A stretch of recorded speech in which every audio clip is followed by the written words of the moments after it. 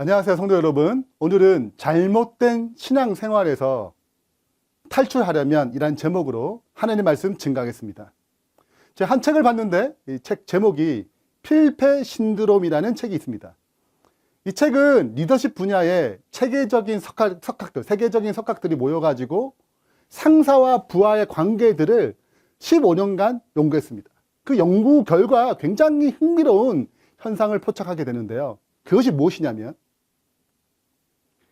아무리 일을 잘하는 부하 직원이라도 상사로부터 일 잘 못한다는 의심을 받는 순간, 즉 뭘 열심히 잘하고 유능한 직원이라도 의심을 받는 그 순간에 실제적으로 점차적으로 무능해지는 직원이 된다는 것입니다. 어떻게 그럴 수 있을까? 이 책은 5단계가 있다고 설명합니다. 이 시간에 책을 설명한 건 아니고 그 결과 왜 그런 일이 발생하느냐, 거기에 대한 핵심이 이와 같습니다. 리더가 보고 싶은 것만 보고 듣고 싶은 것만 들으려는 확증 편향 때문에 잘못된 생각인데 고치려 하지 않습니다. 한번 의심하게 되면 그 의심이 점점 더 깊어지는 것입니다. 고치기 어려운 거예요. 잘못된 것이라도 그렇게 믿고 싶은 생각이 자꾸 드는 것입니다. 이 책의 목적은 리더가 빠지기 쉬운 부하 직원에 대한 잘못된 관점을, 그 관념을 탈출시키는 것입니다. 그래서 회사에서 유능한 직원이 잃어버리지 않도록 경쟁력이 있는 회사가 되도록 하는 것이 그 초점에 있습니다. 오늘 본문도 비슷합니다. 예수님 당시에 잘못된 신앙에 집착하는 사람들이 있었습니다. 대표적으로 종교 지도자들, 바리새인들이죠. 거기서 탈출시키는 것이 오늘 본문의 중요한 내용입니다. 본문을 살펴보겠습니다. 그때 요한의 제자들이 예수께 이르러 우리와 바리새인들은 금식하는데, 요한의 제자들이 예수께 찾아왔습니다. 우리와 바리새인들은 다 금식하는데 어찌 당신의 제자들, 그 내면에는 예수님도 왜 금식하지 아니하냐라고 묻는 것입니다. 여기서 시작의 그때는 언제를 가리킬까요? 배경을 살펴보면 그때는 세리 마태가 예수님을 영접하고 집에서 그 기쁨으로 잔치하고 있을 때를 가리킵니다. 근데 누가 참석했어요? 대부분 다 그 세리의 친구들, 죄인들이 참석하는데 여기에 바리새인들이 참석했습니다. 여러분, 세리는 그 당시 때 자식들에게 절대 물려주지 않을 직업을 선택하면 안 될 그런 직업이었어요. 로마의 앞잡이였기 때문에 세리라는 직업은 하면 안 돼. 부모들이, 개념 있는 부모들이 절대 교육시키지 않습니다. 자녀들에게. 그런 시대상에 지금 바리새인들이 참석했어요. 세리와 멀리하는, 그 죄인으로 취급하는 이 세리와 멀리하는 로마의 앞잡이라고 생각하는 그들에게 바리새인들이 찾아온 것입니다.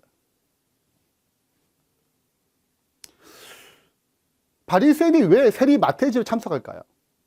친하게 지내지도 않는데, 관계가 없는데, 피해야 되는데 왜 굳이 세리 마태의 집에 참석했을까요? 그 이유는 예수님께서 세리 마태를 제자로 삼았다는 것을 들었습니다. 이건 말도 안 되는 거예요. 왜냐하면 이럴 수 있습니다. 예수님이 참 좋네, 설교 참 잘하시네, 한번 들으러 가야지, 이럴 수 있습니다. 몰래. 근데 예수님의 제자로 이 세리가 핵심 멤버가 된다는 거예요. 이거는 말도 안 되는 일인 것입니다. 이건 전혀 다른 일이에요. 그래서 예수님을 비난하기 위해서, 시비 걸기 위해서 잔치에 참여한 것입니다. 시대 서망에는 이렇게 기록하고 있습니다. 마태를 불러서 그리스도의 제자 중 하나가 되게 하신 것은 큰 분노를 일으켰다. 큰 분노를 일으켰습니다. 한 종교 교사가, 보통 교사가 아니잖아요. 탁월하고 인기 많은 교사가 직접 수종하는 자로서 세리를 택한다는 것은 종교적으로, 사회적으로, 민주적 관습에서 위반되는 행동이었습니다. 그래서 바리새인들은 의도적으로 백성들의 그 편견, 기본적으로 갖고 있는 편견을 호소해서 여론의 흐름에 따라 예수님을 반대하기 위하여, 대적하기 위하여 지금 참석한 것입니다. 생각해 보세요. 예수님이 너무 순진하셔가지고 이러한 사항을 전혀 모르고 마태 괜찮네, 제자로 삼아야지, 이렇게 삼으셨을까요? 예수님도 아셨습니다. 이 세리를 제자로 삼는 것, 핵심 멤버로 삼는 것, 사도로 삼는 것, 이게 얼마나 큰 위험을 갖고 있는 건지 아셨어요. 금에 불구하고 제자를 삼으셨습니다. 예수님께서는 세리 마태가 그 제자 삼는 이 과정이 그분의 사역에 위험을 가져오는 일임을 아셨습니다. 제자로 삼으셨어요. 위험을 감내하겠다는 것입니다. 예수님의 굳은 의지, 결심이 있었습니다. 이유가 뭘까요? 왜 그렇게 세리 마태를 굳이 위험을 감내하고 선택하셔야 했을까요? 이것은 그분의 목적입니다. 세상 오신 목적. 나는 의인을 부르러 온 것이 아니요 죄인을 부르러 왔기 때문에 그렇습니다. 이걸 위해 하늘 보좌를 다 버리셨습니다. 하느님께서 인간이 되셨습니다. 세포처럼 되셔가지고 한 여인의 자궁에 들어가셨습니다. 위대하신 하나님이 가장 낮은 위치에 죄의 모습을 가지고 이 땅에 오셨습니다.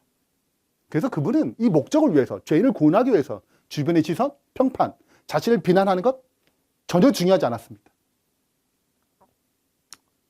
그러면 우리를 좀 생각해 보자고요. 우리는 이런 영혼을 구원하기 위해 어떠한 태도를 가지고 있습니까? 한 영혼을 구원하기 위해서 희생, 헌신? 너무 힘든 게 아닌가? 생각할 때가 있지 않나요?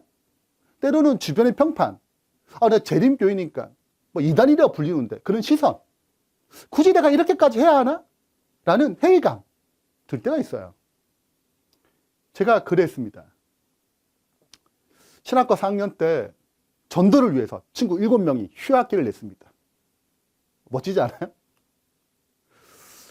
그래서 딱 7명이 결심회의가 해가지고 1년 딱 휴학 내고 전대를 서울, 경기도, 영남 앞에 다 다녔어요. 집집 방문하고 전도회도 하고 구도자를 가르치고 만나서 침례도 주고. 근데 가장 힘든 것이 집집 방문이었습니다. 날씨가 더울 때 집집을 방문하는 게 얼마나 힘든지 몰라요. 날씨 추울 때 힘들어요. 이 문을 금방 열어주면 좋겠는데 잘 안 열어줍니다. 10집 두들기면 한 집 들어갈까 말까. 근데 계속 못 들어가게 되면 무시당하고 또 왜 그러냐 그러고 이렇게 약간 천대받는 느낌을 받으면 자존심이 상해요. 굳이 내가 그렇게 해야 되나? 몰래 딴 데 가서 좀 시간 보내기도 하고 이러는 것입니다. 더 나아가서 친구들 7명이잖아요. 이 아이 얼굴처럼 서로 누가 전도를 더 잘하냐, 누가 말씀이 좋냐, 시기 질투가 일어나는 것입니다. 누가 침례를 많이 줬냐. 또 전도를 잘하면 또 막 집사님들이 장로님들 어휴 잘한다 하고 또 칭찬해줘요. 또 인정 못 받는 친구들은 또 저기서 또 마음에 겉으로는 잘했다 칭찬해주지만 인정해주지만 속으로는 시기 질투 마음이 들어오는 거예요. 어느 날 이 7명의 친구들, 우리 친구들이 다 모여가지고 이런저런 얘기를 했습니다. 이 문제에 대해서. 그 시간에 성령님 진짜 임하셨어요. 그래서 우리가 이 진지하게 얘기하는 동안에 예수님의 마음, 십자가 희생, 한 영혼을 구원하기 위한 마음, 이런 마음이 들러오니까 그 친구들을 시기하고 질투하고 누가 전도 잘하냐 말하냐, 누가 인정받냐 안 받냐, 힘드냐 안 힘드냐, 너무 힘들다, 이런 여러 가지들이 너무 수치스럽고 창피하고 죄스럽고 그런 생각이 막 드는 것입니다. 그래서 친구들끼리 회개하고 서로 기도해주고 회심하고 정말 십자가의 예수님 희생이 우리 마음을 새롭게 하더라고요. 그래서 눈물 흘리면서 미안해하고 그런 시간을 보내니까 전도가 더 폭발적으로 잘 됐습니다. 하나님 역사하신 것이죠. 우리가 영혼에 대한 열정이 식어질 때가 있습니다. 또 전도하다 회의감이 들 때가 있습니다. 금방금방 전도되면 좋겠지만 그렇지 않잖아요. 그때 나를 구원하기 위해 십자가에서 온갖 모욕과 치욕을 당하시고 희생하신 그 예수님을 기억하시길 바랍니다. 예수님도 그러셨는데 내가 뭐라고? 아무것도 아니지. 예수님의 마음으로 영혼을 구원을 위한 그 희생이 예수님의 그 좁은 길을 선택하는 저의 신실한 백성 되길 바랍니다. 이런 분위기에 이게 회복되고 또 주님의 품으로 돌아오는 이런 간증이 나오는 이 마태의 잔치에, 이 기쁨이 넘치는 잔치에 바리새인들은 예수님을 비난하기 위해서 참석했습니다. 세리를 제자로 삼는다고? 이 말도 안 되는 소리지. 그 침례 요한의 제자들을 회유했습니다. 예수님을 공격하게 만들었습니다. 그 공격의 주제가 무엇입니까? 앞부분 읽었던 것처럼 금식 문제였습니다. 지금은 금식 기간이에요. 1년에 3번에서 4번 정도 정식적으로 금식하는 기간이 있습니다. 지금 마태의 잔치는 바로 금식하는 기간에 잔치를 벌인 것입니다. 왜 당신의 제자들은 금식하지 않습니까? 적어도 신앙하는 사람들은 다 금식하는데 왜 당신은 모본을 보여야 할 당신은 왜 금식하지 않냐고 이렇게 지금 질문하는 것입니다. 이 말에는 또 다른 의미가 있습니다. 어떤 의미가 있냐면 로마 나라의 앞잡이 역할을 했던 세리 마태가 그 마태를 제자로 삼은 것입니다. 뿐만 아니라 세리가 베푸는 잔치에 먹고 마시는 거죠. 지금 여러분 항상 배가 고플 때는 누가 맛있게 밥 먹으면 속상합니다. 좀 짜증나기도 해요. 미운 마음도 생깁니다. 근데 지금 금식 기간인데 예수님이 일을 하는 것입니다. 비난받아야 돼, 안 받아야 돼요? 비난받아야 될 느낌이 아닐까요? 조금 실감나게 이야기하자면 2000년 전 이야기니까 좀 오늘날로 얘기하자면 이렇게 상황을 만들 수 있을 것 같습니다. 그 담임 목사님이, 큰 교회 담임 목사님이 얘기를 합니다. 성도님들 내일은 금식하는 날인 줄 아시죠? 한 분도 빠지지 않고 다들 금식합시다. 저기 다 아멘 아멘 이렇게 반응했습니다. 근데 가만히 생각해 보면 성도가 많으니까 다 금식하겠어요? 쉽지 않잖아요. 그래서 교회 중요한 행사니까 다 불렀습니다. 임원들 다 불러가지고 얘기합니다. 부목사님들, 장로님들, 사역자들, 간사들 다 불러가지고 강조해요. 여러분 내일 우리가 금식일인데 꼭 모본을 보여야 합니다. 아시죠? 금식? 여러분이 책임지고 또 모본을 보여서 다들 금식해서 우리가 좋은 은혜로운 시간 보내자고 이렇게 얘기를 하는 거예요. 그런데 그 금식한 날 소리가 들립니다. 무슨 소리냐면 젊은 부목사가 청년들을 막 왕창 데리고 뷔페집에 갔다는 거예요. 지금 금식일인데 지금 목사가 그렇게 신신당부했는데 청년들 데리고 뷔페 갔다? 이게 말이 되는 소리예요? 또 찾아가죠. 현장 급습. 뷔페집에 딱 가니까 이 금식일인데 젊은 부목사님이 청년들 데리고 많이 먹으라고 챙겨주고 그러는 것이에요. 난리 났어요. 그런 상황에서 담임 목사님과 부목사님, 청년들이 딱 눈을 마주쳤다고 생각해 봅시다. 느낌 어떨까요?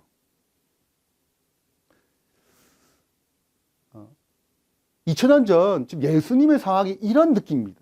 금식일인데 새파란 젊은 부목사가 청년을 금식 안 시키고 밥 먹이는 것처럼 예수님이 젊은 교사가 사람들 데리고 지금 뭐 하는 거예요? 이 금식일 날 잔치를 벌이는 거죠. 잔치에 참여하는 것입니다. 이런 상황에서 예수님은 뭐라고 말씀하셨을까요? 신앙 좀 하는 사람들은 다들 금식하는데 예수님은 잔치집에 밥 먹는다? 그것도 세리집에서? 비난받지 않겠어요? 그러나 예수님은 떳떳하게 3가지 비유를 말씀하십니다. 이 3가지 비유를 통해서 금식이라는 주제에 담겨있는 그 잘못된 신앙관, 신앙생활 이것을 깨뜨리고 거기서 나오라고 설명하신 것입니다. 비난받는 예수님께서 오히려 그들이 잘못 신앙했다고 얘기하는 것입니다. 이 주제가 중요한 것은 오늘날 많은 그리스도인들이 과거의 바리새인들처럼 또 침례 요한의 제자들처럼 똑같은 잘못된 신앙생활을 하고 있습니다. 여기에 사로잡혀 있습니다. 잘못된 신앙생활인데 옳은 줄 알고 자기 잣대로 비판해요. 마치 바리새인들, 침례 요한의 제자들이 예수님 비판하는 것처럼 말입니다. 문제는 그때와 같이 오늘날도 뭐가 잘못된지 모르는 것입니다. 내가 신앙을 잘하는 건지 잘못하는 건지 분별이 없어요.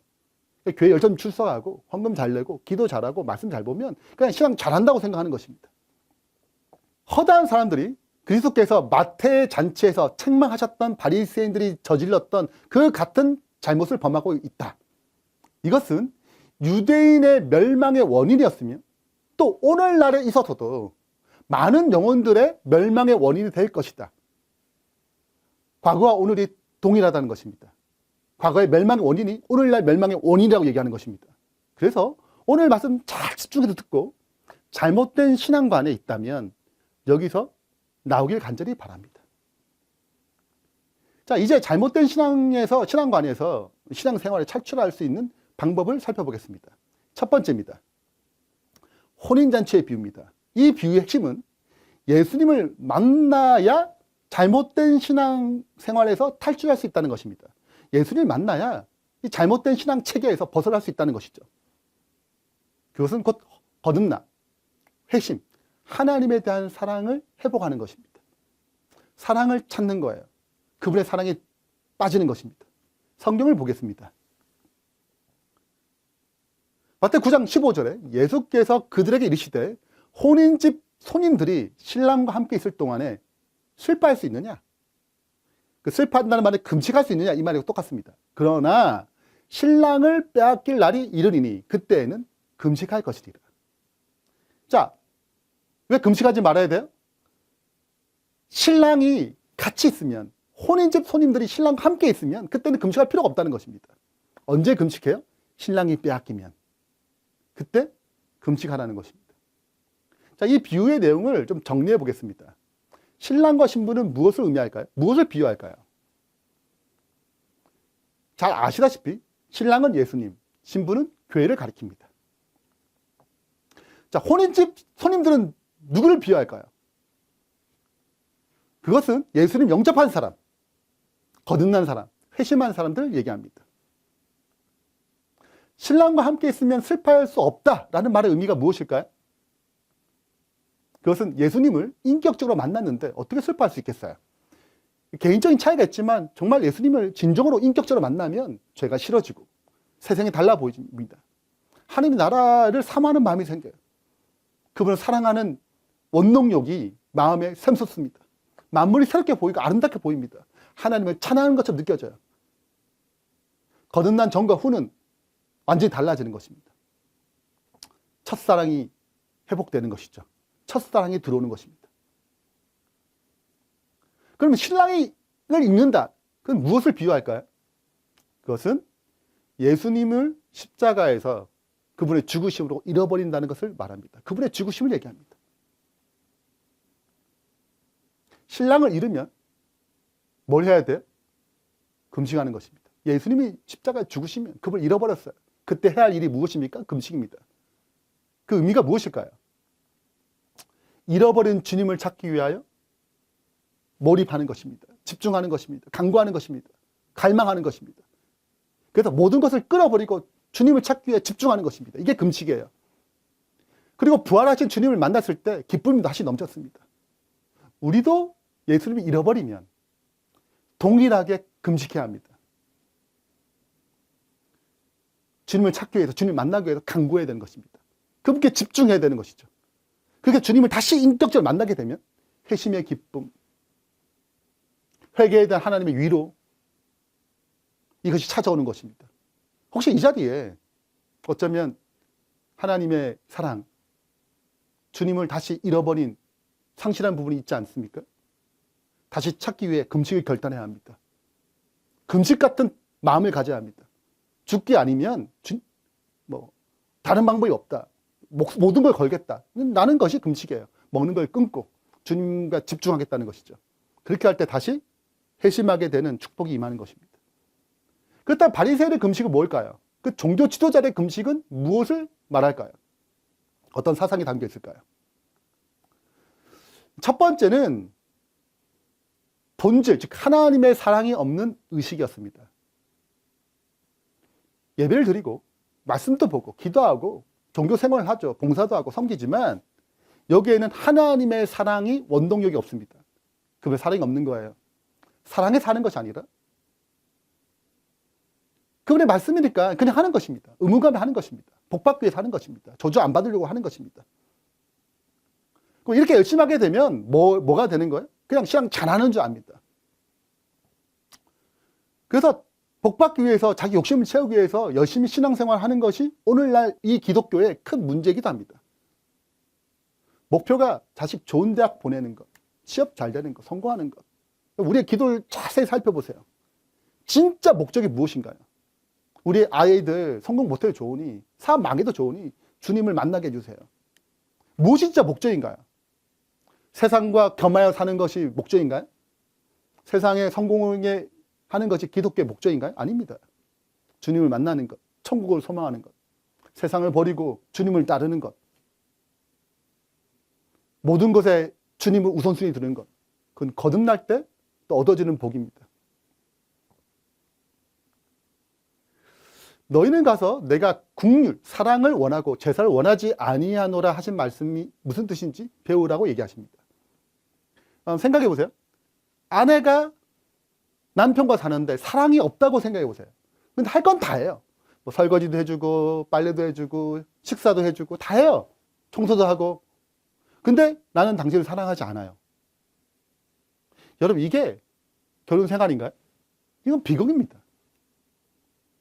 이것이 금식에 담겨 있는 종교 지도자들의 생각이었습니다. 두 번째는 자기 영광, 자기 사랑에 빠져 있는 것입니다. 하나님의 사랑이 없으니 다른 원동력이 필요하죠. 그것이 자기 영광입니다. 그래서 사람에게 보이려고, 사람 인정받으려고 이 행동을 하는 것입니다. 사람들이 이제 있으면 이렇게 얘기해요. 아우, 저기 바 선생님 오시다, 바 선생님. 얼굴 안색이 안 좋아. 금식하나 보다. 저분이 일주일에 2번씩 금식하시는데 대단하시네. 영적인 분이시네. 영성 있는 분이시네. 칭찬하고 인정하고. 그래서 항상 금식하면 얼굴을 빽빽하게 다니는 것입니다. 금식한다고 티내는 거죠. 그들은 금식하는 것을 사람에게 보이려고, 하나님이 아니고 사람에게 보이려고 얼굴을 흉하게 하느니라. 하나님의 사랑이 없는 자는 자기 사랑에 빠진 것입니다. 그 어떤 종교 행위든 자기 사랑을 위해서, 자기 영광을 위해서 하는 것입니다. 똑같이 교회 가고 기도하고 말씀 보고 금식하고 구제해도, 열심히 교회에서 봉사해도 그 본질이 하나님의 사랑에 기초되지 아니하면 다 잘못된 신앙생활, 그 신앙생활을 하는 것입니다. 사랑 없는 신앙생활, 이 잘못된 신앙생활을 탈출하는 방법이 무엇입니까? 예수께서 이르시되 혼인집 사람 손님들이 신랑과 함께 있는 동안에는 금식할 수 있느냐, 슬퍼할 수 있느냐. 핵심이 무엇입니까? 신랑과 함께 있는 것입니다. 예수님과 함께 있는 것입니다. 예수님과의 사랑에 빠지는 것입니다. 어떻게 예수님과 사랑에 빠질 수 있습니까? 어떻게 하나님을 사랑할 수 있나요? 우리는 하나님과 원수되고 사랑한 마음이 없습니다. 죄인이기 때문에요. 죄가 들어오면 아담과 하와가 그랬듯이 하나님을 피하는 것입니다. 어떻게 다시 사랑에 빠지나요? 거듭남입니다. 회심을 경험하는 것이죠. 혹 주님의 사랑을 잃어버렸나요? 신앙생활이 무미건조하나요? 신앙의 흥미가 잃어버렸나요? 어디서 시작해야 됩니까? 바로 회심부터, 거듭남부터 시작해야 합니다. 예수님에 대한 사랑이 식었다면 다시 회심의 자리로 돌아가야 합니다. 어떻게 회심을 경험할 수 있나요? 이 얘기에 대해서 우리 5월 6일 안식일 설교에 이미 말씀드렸습니다. 다시 한번 들어보길 바랍니다. 여기가 언제나 문제가 생기면 첫 번째 돌아갈 자리입니다. 회심의 자리. 그래서 예수님에 대한 첫사랑을 회복하길 바랍니다. 여러분, 에베소 교회를 생각해 보세요. 에베소 교회 다 잘했습니다. 그러나 첫사랑이 없었습니다. 이것을 회복하려면 다시 처음으로 돌아가야 됩니다. 회심의 자리에 돌아가야 합니다. 그래서 금식하라고 말씀하셨어요. 자, 이제 두 번째 방법을 보겠습니다. 두 번째 방법은, 탈출한 두 번째 방법은 생배 조각의 비유입니다. 무슨 의미일까요? 진짜는 가짜와 함께 할 수 없다는 것입니다. 예수님을 통해 거듭난 진짜 신앙생활을 하는 사람은 예수가 없는 거짓 신앙생활을 절대로 결합시킬 수 없다는 거예요.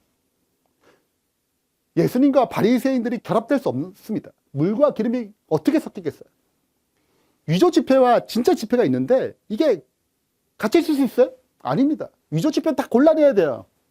이게 같이 합쳐서 내는 것은 이건 위법입니다. 예수께서 말씀하십니다. 생배 조각을 낡은 옷에 붙이는 자가 없나니 이는 기운 것이 그 옷에 당기어 헤어짐이 더하게 됨이요. 자, 이 말씀이 무슨 뜻일까요? 바로 이해가 언뜻 안 됩니다. 왜냐하면 이제 옷감에, 옷질에 달라서 이제 너무 시대가 많이 좋아졌으니까 우리가 뭐 빨래를 빨아도 옷이 그대로잖아요, 보통요. 근데 이때는 안 그렇습니다. 옷감의 질이 달랐어요. 생배 조각은 이제 새로운 천 조각입니다. 이거는 이제 물에 빨면 확 줄어듭니다. 요즘 그렇지 않죠. 근데 제가 뭐 어릴 때도 질 좋지 않은 옷을 입을 때가 있잖아요. 그럼 넉넉한 옷을 입었는데 뭐 하루 빨면 딱 맞게 줄어듭니다. 근데 낡은 옷은 줄어들고 더 이상 줄어들 필요 없어요. 한계가 있잖아요. 그런데 이 낡은 옷과 이 생배 조각이 같이 결합되면 어떻게 될 것 같습니까? 같이 물에 빨면. 그러면 낡은 옷이 다 찢어집니다. 생배 조각이, 새로운 이 천 조각이 줄어들잖아요. 그래서 줄어들면서 이 낡은 옷이 찢어지는 거죠. 그럼 이건 무엇을 비유할까요? 이 생배 조각은 무엇을 비유할까요? 생배 조각은 예수님을 통해서 진짜 신앙을 찾은 사람, 진짜 신앙, 본질을 갖고 있는 것을 얘기합니다. 하나님에 대한 사랑을 갖고 있는 걸 얘기합니다. 첫 번째 비유처럼 거듭난 사람, 사랑에 빠져 있는 사람, 이것이 회복된 사람, 새것, 깨끗하겠죠. 이것 상태를 얘기합니다. 그럼 낡은 옷, 이것은 무엇을 비유할까요? 낡은 옷은 종교 지도자들이 거짓 신앙, 본질 없는 신앙, 사랑 없는 신앙, 형식만 있는 신앙. 그래서 말씀과 기도, 봉사, 예배를 다 하지만 행동은 잘하는 것 보이지만 진짜 사랑이 없는 메마른 형식적인 그런 신앙을 가리킵니다. 그렇다면 이 두 개를 합치면 이 붙이려는 행동은 무엇일까요? 그것은 곧 혼합주의입니다. 위조 지폐와 진짜 지폐가 섞어서 사용하겠다는 것과 똑같습니다. 이건 할 수 없는 것이죠. 이 위법이고. 그래서 전문가들 다 이것을 골라내는 것입니다.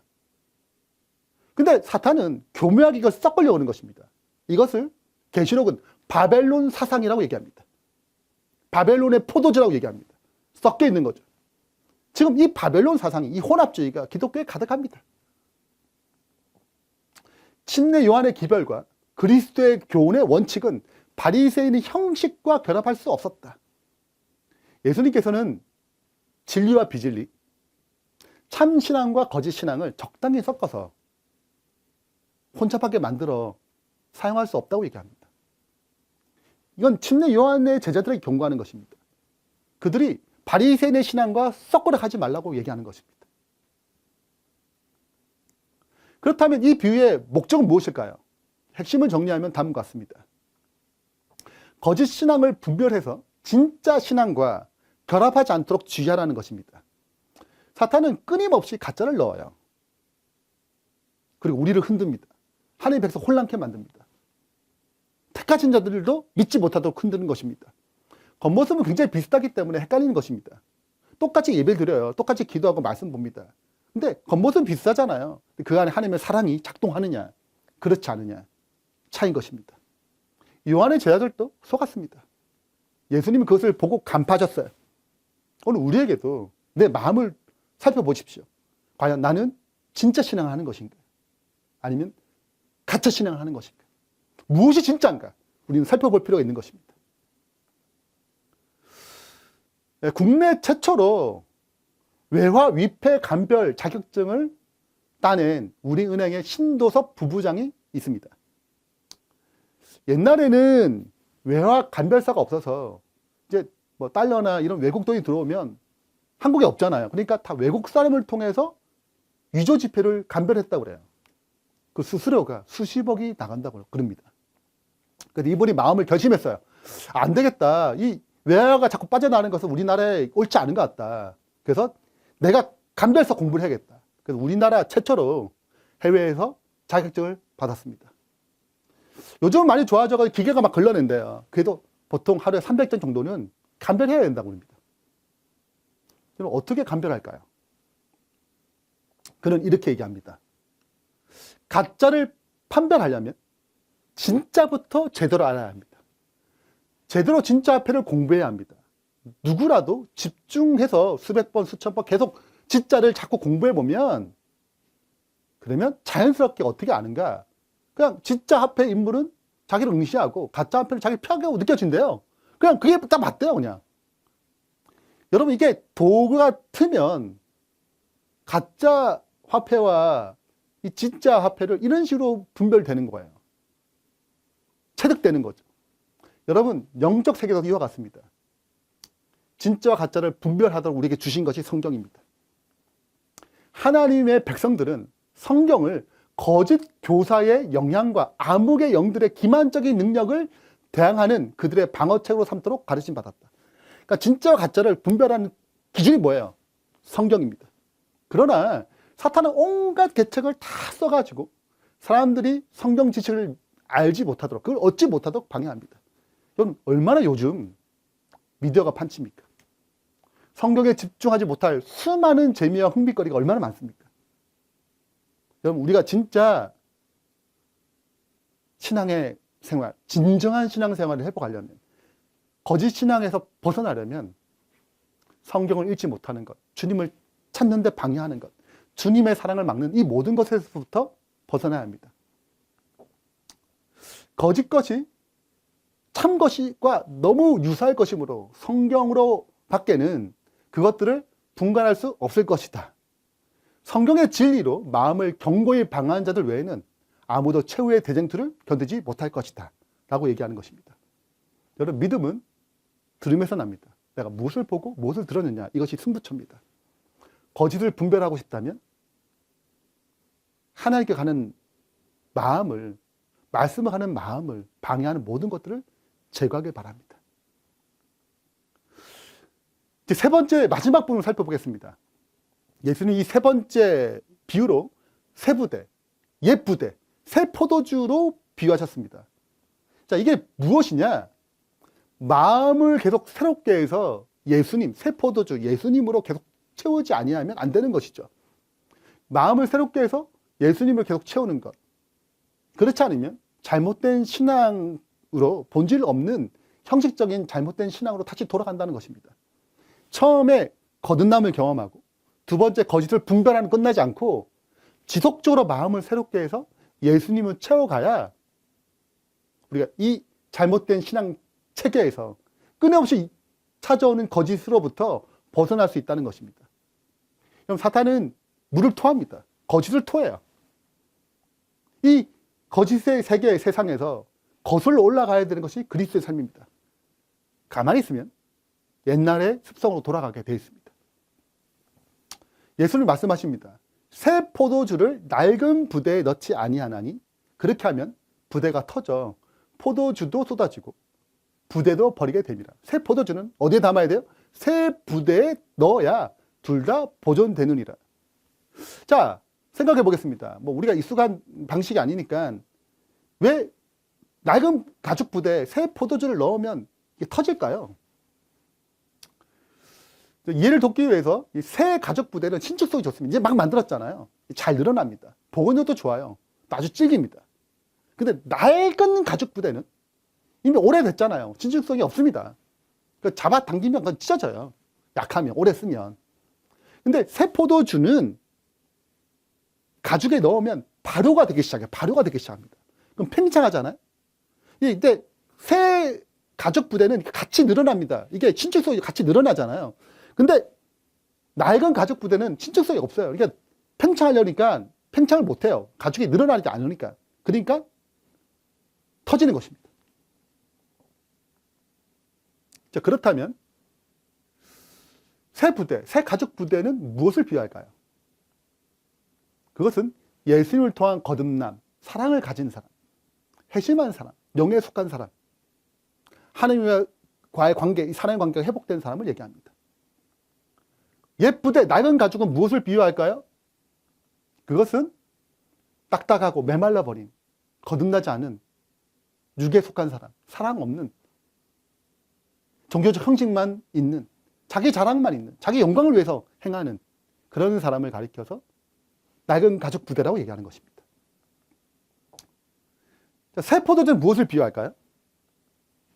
그것은 예수님 말씀, 은혜와 진리로 가득 찬 그분의 말씀을 얘기합니다.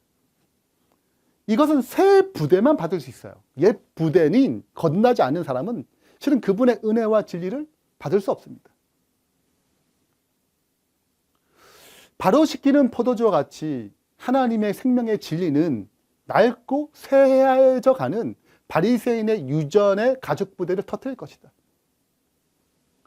예수님의 말씀, 그 말씀은 거듭나지 않은 바리새인들의 유전, 그런 것들을 지키고 유지하려고 하는 것들을 다 깨뜨려 버릴 것입니다. 형식적인 걸 다 깨뜨려 버려요. 근데 이 새 가죽도 시간이 지나면 어떻게 될 것 같아요? 낡은 가죽, 옛 부대로 변해집니다. 그래서 새 부대를 넣으려면 계속 새 가죽 부대가 필요한 거예요.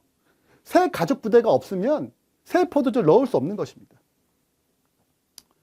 새 포도주를 계속 넣으려면 계속 새 가죽이 필요하듯이 우리의 마음도 끊임없이 내가 죽고 그리스도 살기 위해서 날마다 회심의 경험, 새 마음이 새롭게 되는 경험이 필요한 것입니다.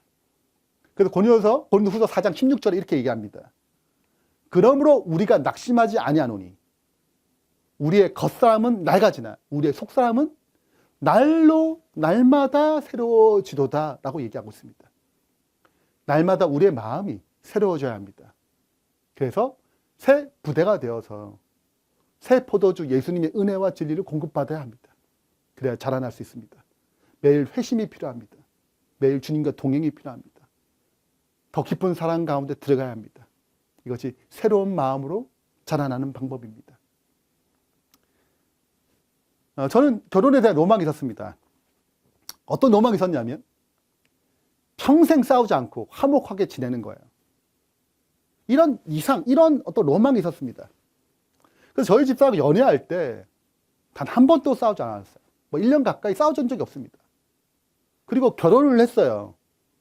이게 보통 연애할 때 싸우잖아요. 종종 싸운다고 그러는데 저는 싸운 적이 없습니다. 그러니 결혼을 해도 계속 화목하게 싸우지 않고 지낼 줄 알았습니다. 아, 우리 가능하겠다. 이 꿈이 이루어지겠다. 이런 로망이 든 거예요. 제 마음 가운데. 근데 결혼하고 얼마 지나지 않아서 정말 작은 일로, 사소한 일로 말다툼을 심하게 됐습니다. 처음 한 거예요. 저는 이 말다툼하면서 내 속에는 계속 충격을 받는 것입니다.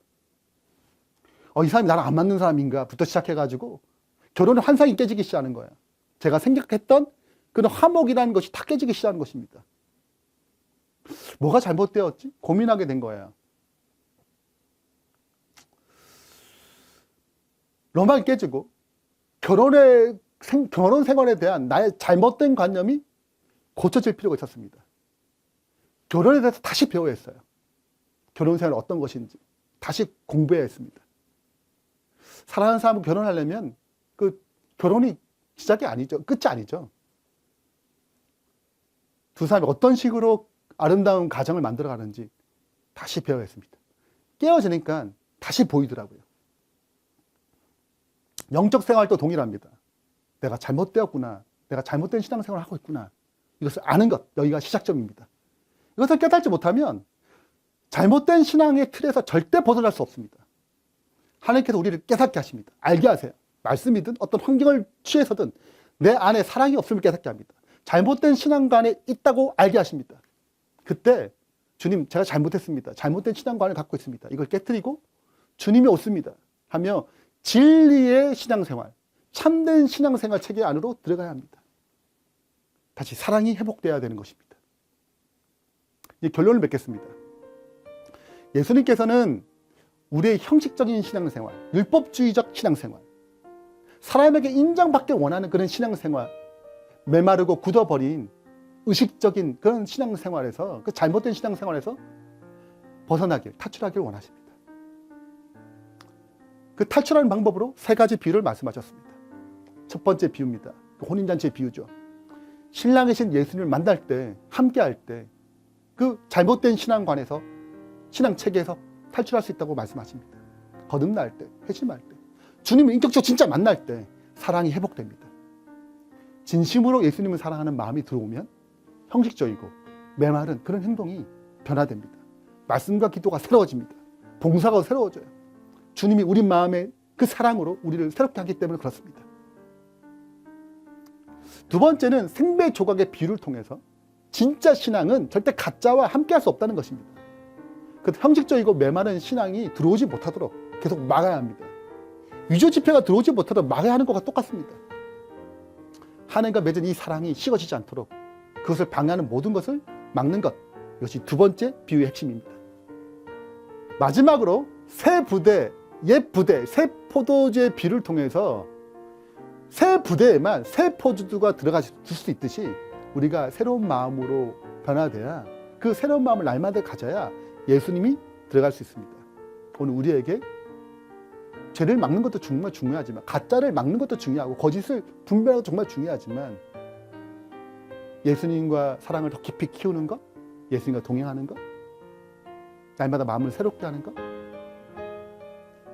그것에 집중함으로 이 거짓된 신앙 체계에서 벗어나는 주님의 신실하고 복된 성도 되길 바라면서 말씀 마치겠습니다.